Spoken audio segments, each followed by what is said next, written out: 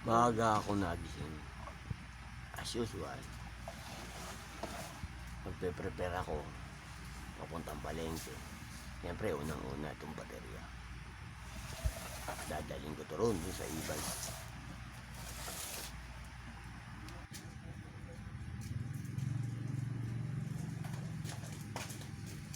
May trolley naman kami, kaya hindi naman kami masyadong nahihirapan magbuhat. Hinihila ko na lang yan.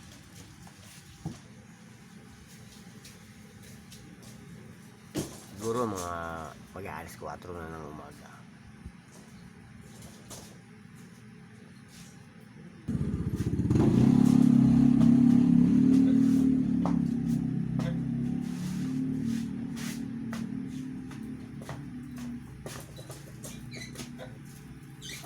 Mahirap din gumising ng umaga. Yan ang kalaban ko. Minsan napapasarap ka matulog. Tapos iiwan ko lang yan dyan. Tapos pupuntahan ko yung iba namin.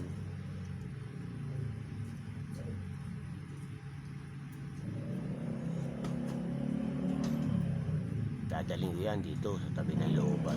Dito ko na ilalagay yung baterya.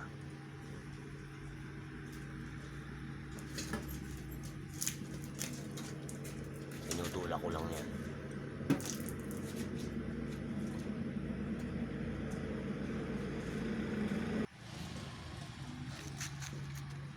Oops! May tumain na namang aso rito. Araw-araw yung tayo na yan. Kaya na nga, tinutulak ko na nga. Pero wala pang baterya yan.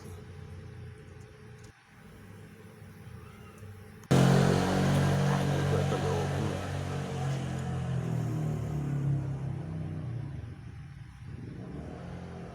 Siyempre, lagyan ko na lang ng buwangin. Wala namang ibang gagawa niyan.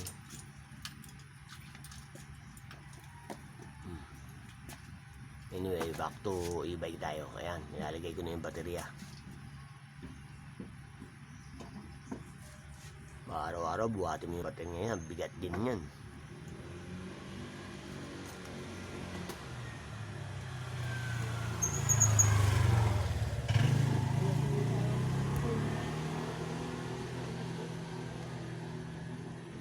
Kung mahina-hina kapit ng itlog mo, malulus-lusong ka dito.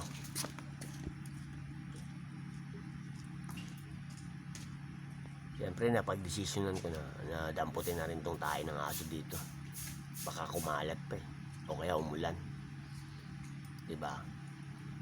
Kadiri.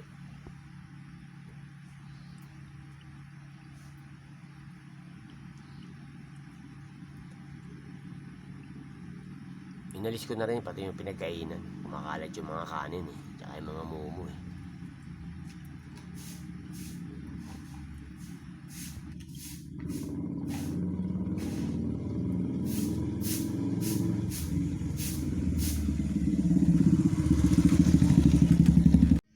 Okay, tapos na ako mag-prepare ng e-bike. Sana kami ng palengke. Si Commander oh.